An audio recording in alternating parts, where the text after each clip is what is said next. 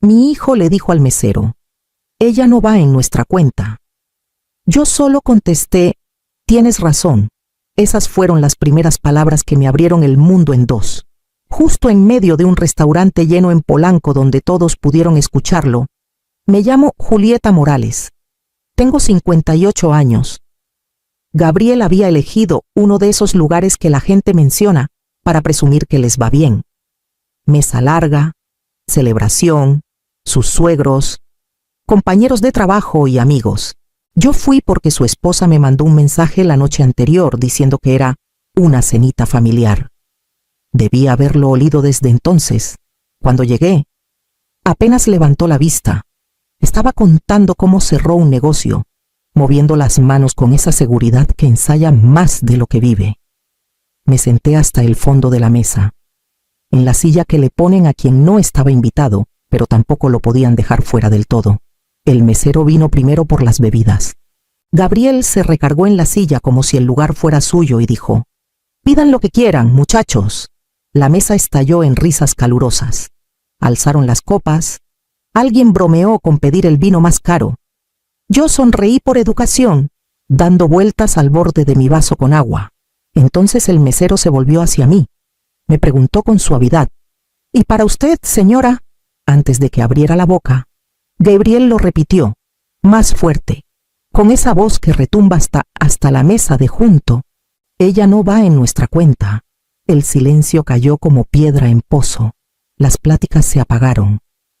Alguien dejó el tenedor a medio camino. Su esposa clavó la mirada en la servilleta. Hasta el mesero se quedó tieso, con los ojos saltando entre nosotros como queriendo hacerse chiquito. Se me cerró la garganta. No de confusión, sino de reconocimiento. Esto no era nuevo. Era la primera vez que lo decía en voz alta. Bajé el menú y asentí. «Tienes razón». Vi la sorpresa recorrerle la cara a Gabriel. Esperaba que me pusiera a discutir, que me achicara, que pidiera perdón por existir. No esperaba la calma. Junté las manos en el regazo y dejé que las charlas se fueran armando otra vez, más flacas, incómodas. Adentro, algo se movió, algo chiquito pero definitivo. Un hilito que se soltó del tejido que yo había estado sosteniendo durante décadas. La cena siguió. Pidieron platos, risas forzadas, Gabriel haciendo su teatro de éxito. Ya nadie me miró directo, pero esas palabras se quedaron dando vueltas, vivas y filosas, susurrando que esa noche era apenas el principio. Cuando llegó la cuenta, todo lo que estaba enterrado empezaría a salir, y yo ya no iba a hacerme la que no veía. La noche anterior a la cena, mi celular vibró mientras enjuagaba una taza en el fregadero. Era un mensaje de Sofía, mi nuera: «Cena mañana. Gabriel quiere familia. 7 en punto». Ni hola, ni detalles, ni explicaciones. Le contesté: «¿Llevo algo?». Me respondió: «No. Ven si puedes». «Si puedes». Palabras que suenan educadas, pero en realidad significan que da igual. Cuando llegué al restaurante, Sofía apenas me vio. «Ay, hola, Julieta», dijo, rascándose el brazo nerviosa.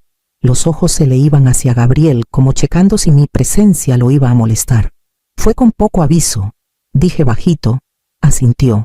Gabriel pensó que estaría padre. La duda en su voz decía todo lo contrario. Gabriel ni volteó. Solo agitó la mano hacia el fondo de la mesa. «Siéntate donde quieras». Me senté, doblando el abrigo en las piernas, viendo cómo reía con la gente que de verdad quería tener ahí. Sus compañeros le daban palmadas en la espalda. Su suegro presumía alguna inversión. Sofía alisaba el mantel una y otra vez, fingiendo que todo estaba bien. No era la primera vez que me sentía la silla que agregan al último momento. Años atrás, cuando Gabriel vivía en un departamentito cerca de la Condesa, yo llegaba con bolsas del súper porque decía que andaba entre quincenas. Agarraba las bolsas sin mirarme a los ojos. «Gracias, ma. Déjalas en la barra». Y se metía a su cuarto y cerraba la puerta. Cuando se recibió, yo estaba sola entre la multitud, aplaudiendo hasta que me ardían las manos. Abrazó a amigos, maestros, hasta al director. y luego me miró como si no esperara verme ahí. Momentitos, cortaditas silenciosas, de vuelta en la mesa. Sofía se acercó. Le dije que vendrías. Dijo que no creía. Yo siempre aparezco, murmuré. Se le suavizó la cara un segundo y luego se borró cuando Gabriel la llamó seco. Corrió hacia él y me dejó con su compasión a medias. Ya sentía que no pertenecía a esa mesa. Lo que no sabía era con cuánta claridad Gabriel me lo iba a demostrar antes de que terminara la noche. Gabriel levantó la copa con esa sonrisa ancha y segura que usa cuando necesita que todos crean que la está rompiendo. Por nuevos capítulos. Dijo tan fuerte que hasta las mesas de junto voltearon. Uno de sus compañeros soltó la carcajada. «Otra vez te subieron el sueldo, cabrón». Gabriel se encogió de hombros como si fuera obvio. «Ya sabes cómo es. Cuando cumples, la gente se da cuenta». Pero la sonrisa de Sofía se le estiró demasiado. Los dedos tamborileaban la base de su copa. Un ritmo ansioso que seguramente ni cuenta se daba. Volvió el mesero con la charola de tragos. «Disculpe, señor. Su tarjeta no pasó». Gabriel se rió rápido, nervioso. «Sí, sí. Esa banda anda fallando. Prueba la azul». Sofía le clavó una mirada corta y filosa. Él ni la peló. Vi cómo el mesero pasó la segunda tarjeta, cuando asintió. Gabriel soltó el aire como si hubiera estado aguantando la respiración. «Ven, ya les dije. Es la máquina». Sofía se inclinó hacia él. «Pudiste haber usado la mía». Gabriel se puso tieso. «Ya dije que yo puedo». Ella se calló, tragándose lo que quería decir. La plática volvió a arrancar, pero algo en el aire ya había cambiado. Gabriel seguía hablando de un trimestre brutal, pero la rodilla le rebotaba debajo de la mesa, inquieta. Cada vez que alguien mencionaba precios o cuentas, la mano de Sofía apretaba más la servilleta. Me miró una vez, rápido, molesto, a la defensiva, como preguntándose si yo me había dado cuenta. Me había dado cuenta. Ya habían recogido los platos, las copas de vino a medias, y el ruido de la mesa se había vuelto un murmullo perezoso cuando el mesero se acercó con la carpeta de piel pegada al pecho. «Aquí tiene», dijo, dejándola frente a Gabriel. Él enderezó los hombros, otra vez en su papel. «Yo invito, noche grande». La mano de Sofía dio un brinco. Casi lo toca y luego se echó para atrás. Gabriel abrió la carpeta.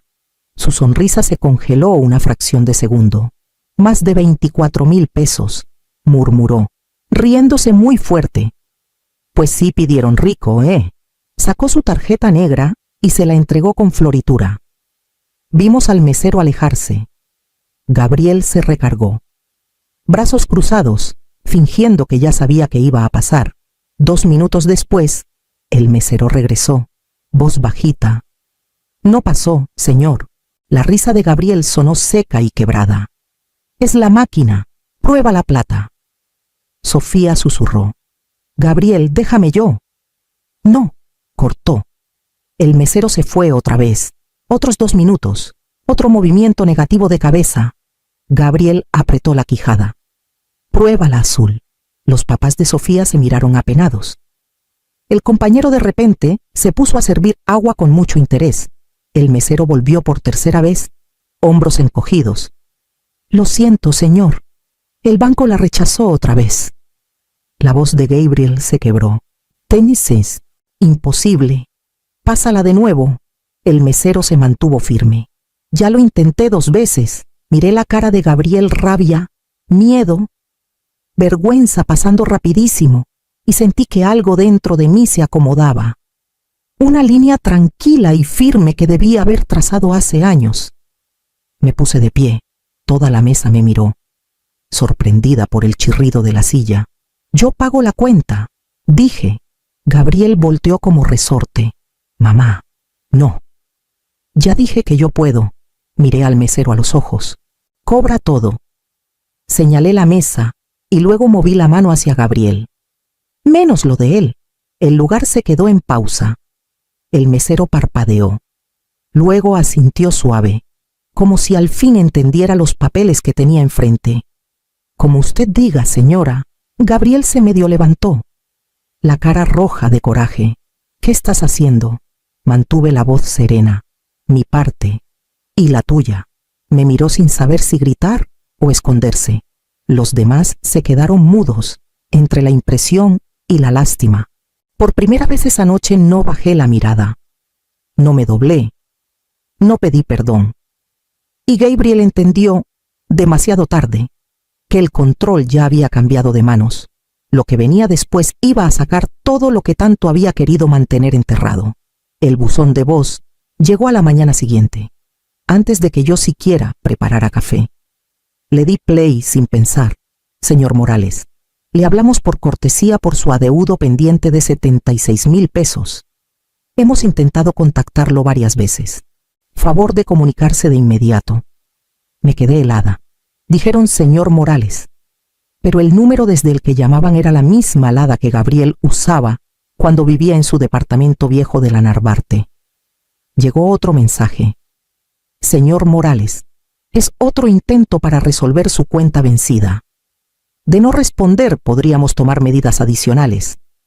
Gabriel había usado mi número años atrás, cuando no tenía celular funcional. Se me había olvidado borrarlo de algunos formularios. Bajé el teléfono despacio. En la cena había ladrado "yo puedo" y le había cortado a Sofía cuando ofreció su tarjeta, como defendiendo territorio en vez de pagar una cuenta. Ese temblor en la rodilla. Cómo se le quebró la risa cuando el mesero regresó. La tensión en los hombros de Sofía. De pronto recordé otra cosa. El mes pasado, cuando dejé una tarjeta de cumpleaños en su casa, había un montón de cartas sin abrir metidas detrás de una maceta en la entrada. Una se salió cuando cerré la puerta. La levanté. Era de un banco. La volví a poner donde estaba y me dije que no era asunto mío, pero ahora las piezas encajaban más rápido de lo que yo podía detenerlas. En el restaurante había presumido un trimestre increíble, pero ya ni decía en qué empresa estaba. Antes hablaba todo el tiempo de su trabajo. Últimamente cambiaba el tema cada vez que yo preguntaba. Su esposa no paraba de tocarle el brazo por debajo de la mesa, susurrando: Gabriel, en serio, déjame. No le estaba ofreciendo ayuda. Le estaba ofreciendo un salvavidas. Y él le había apartado la mano con un orgullo que no se podía pagar. Me senté en la mesa de la cocina, la madera vieja crujiendo bajo mi peso, y dejé que la verdad se acomodara. No estaba enojado conmigo porque lo humillé. Estaba enojado porque lo vi. El hombre que dijo, ella no va en nuestra cuenta, se estaba ahogando. Y prefería empujarme la cabeza bajo el agua antes que admitir que necesitaba ayuda.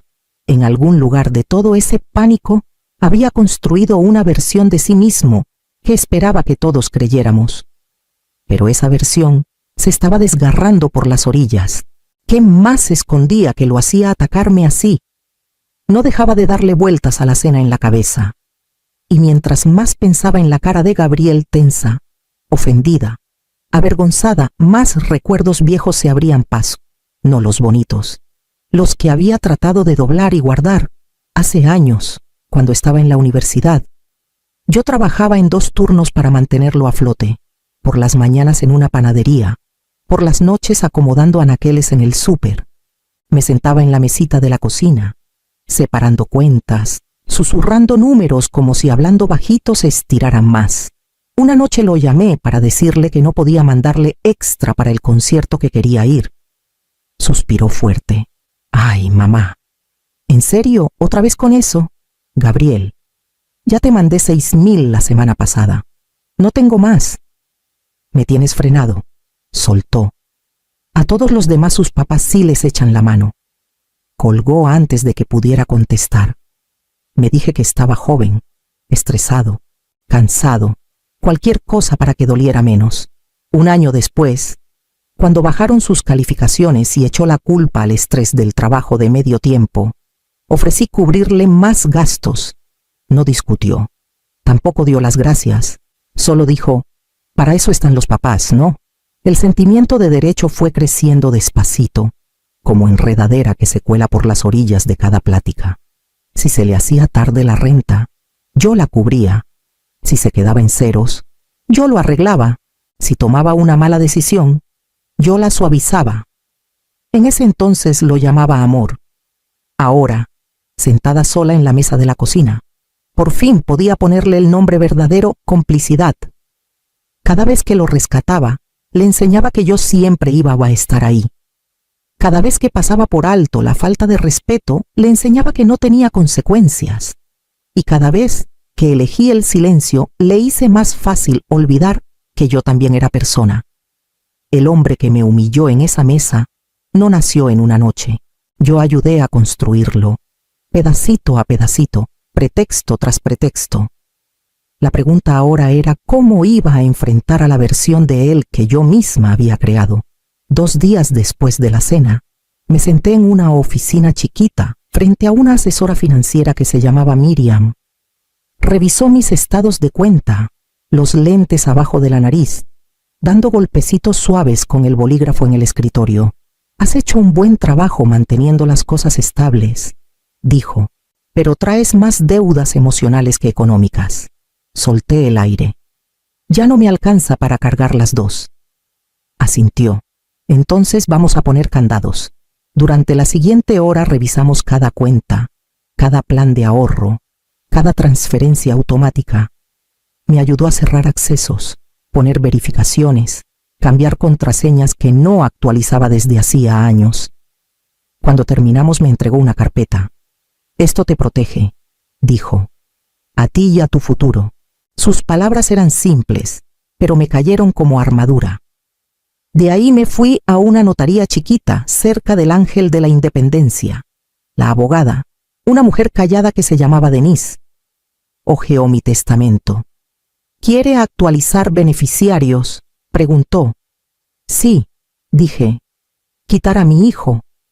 No pestañeó. Me pasó un formato. «Iniciales aquí». El bolígrafo me tembló un segundo en la mano. Luego lo apreté fuerte contra el papel.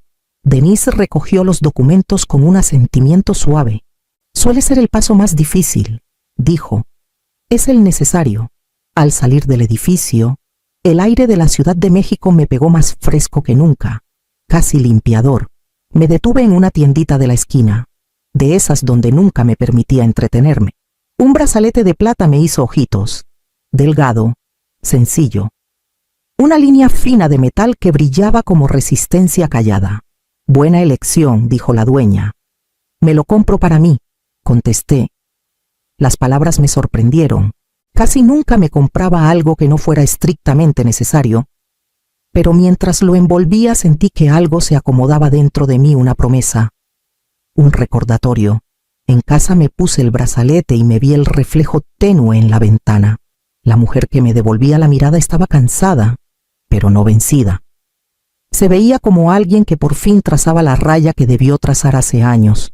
Sabía que Gabriel iba a aparecer tarde o temprano enojado, confundido, echándome la culpa de todo lo que se le estaba derrumbando.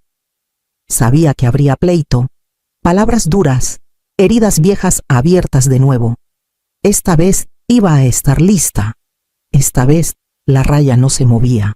Gabriel llegó en la noche, golpeando tan fuerte que la puerta tembló. Abrí antes de que los vecinos asomaran la cabeza. Se coló de un empujón. «¿Entonces es en serio? ¿Me haces quedar como idiota delante de todos y luego te escondes?» Cerré la puerta con calma. «No me escondo». Se dio la vuelta, ojos rojos, mandíbula tensa. «Me hiciste ver patético. Sabías que las tarjetas andaban fallando. No debiste meterte». «Me metí porque tú no podías», dije. Se encogió como si le hubiera pegado. «Tú no me hablas así». Mantuve la voz firme. «¿Cuánto necesitas?» El coraje se le quebró un poco. 3, tal vez 4,000, solo hasta el otro mes. Intentó enderezar los hombros. «Es temporal. Ya lo estoy resolviendo». «No te voy a dar dinero», dije. Parpadeó, atorado. «Tú siempre ayudas, eso haces, ya no». Se le cortó la respiración. «Mamá, por favor. Sabes que las cosas han estado complicadas. Lo que necesitas es hacerte responsable», dije suave. «No que te rescaten. Negó con la cabeza, caminando de un lado a otro. Lo haces por venganza, por la cena. Quieres que me hunda. Quiero que te pares solo. Contesté. La voz se le quebró. Me estoy ahogando. Lo sé, dije. Pero esta vez yo no soy la tabla. Gabriel me miró, algo crudo y asustado en los ojos. Luego se dio la vuelta, limpiándose la cara con el dorso de la mano. Está bien, murmuró. Acuérdate de esto. Salió sin voltear, dejando la puerta temblando y el aire pesado con todo lo que nunca aprendimos a decirnos. Pasaron 2 semanas antes de que volviera a saber de Gabriel. Me habló Sofía, la voz plana. Me voy de la casa, dijo. Ya no puedo seguir tapando todo. Las deudas, las mentiras. Ya estuvo. Cerré los ojos. Te entiendo. Al día siguiente, el coche de Gabriel desapareció de la calle frente a su edificio. Una grúa se lo llevó mientras él discutía inútilmente en la banqueta. Lo vi desde mi ventana del otro lado del patio, sin que me viera. Los hombros se le cayeron cuando la grúa dobló la esquina. 3 días después, otro mensaje. Despidieron a Gabriel. Escribió Sofía. Problemas de desempeño. Todo lo que había intentado sostener se le había roto encima del delgado orgullo que traía puesto como armadura. Esa tarde, sentada en mi sala chiquita, volvió a vibrar el celular. Un mensaje de él. Mamá. Lo siento. Sin explicaciones largas, sin pretextos. Solo esas 3 palabras. Sostuve el teléfono un rato largo, leyéndolas una y otra vez. El pulgar me quedó flotando encima de la pantalla. El viejo instinto levantándose, el que me hacía correr a arreglar, a calmar, a llegar antes de que cayera más hondo. Pero bajé el teléfono a la mesita y junté las manos en el regazo. No por coraje, por decisión. Firmé las escrituras del departamento un martes tranquilo. Un lugar chiquito en Coyoacán, una recámara, nada del otro mundo. Pero cuando la inmobiliaria me dio las llaves, algo se me aflojó en el pecho. Las sostuve en la palma, el metal frío calentándose poco a poco contra mi piel. Sofía me ayudó a meter unas cajas. Te queda perfecto, dijo bajito. Eso creo yo también. Cuando se fue dejé mis cosas. Recorrí cada cuarto y sentí la calma asentarse. Sin historias que cargar, sin expectativas apretando las paredes, solo espacio. Mío. La semana siguiente me metí a un taller de cerámica en la Casa de Cultura. Al principio las manos me temblaban con el barro, pero la maestra se rió suave. Los principios chaparritos hacen las mejores historias, dijo. Me descubrí sonriendo más. Sonrisas chiquitas y sinceras que ya no pedían permiso. Las mañanas se volvieron café despacio, radio bajita, las tardes, caminatas largas, buenos libros y dejar que la mente se destensara después de años, lista para el siguiente incendio. Una noche, mientras le daba forma a un tazón chueco en el taller, el pensamiento llegó sin avisar, pero clarito dijo que yo no iba en su cuenta. Me di cuenta de que no tenía por qué ir. Puse el tazón en el anaquel a secar y me limpié las manos, sintiendo que esas palabras se acomodaban en un lugar que por fin sabía a paz. Si llegaste hasta aquí conmigo, dale like, deja un comentario o suscríbete. Tu apoyo es lo que mantiene vivas estas historias. ¿Qué futuro se abre cuando una mujer deja de esperar que la incluyan?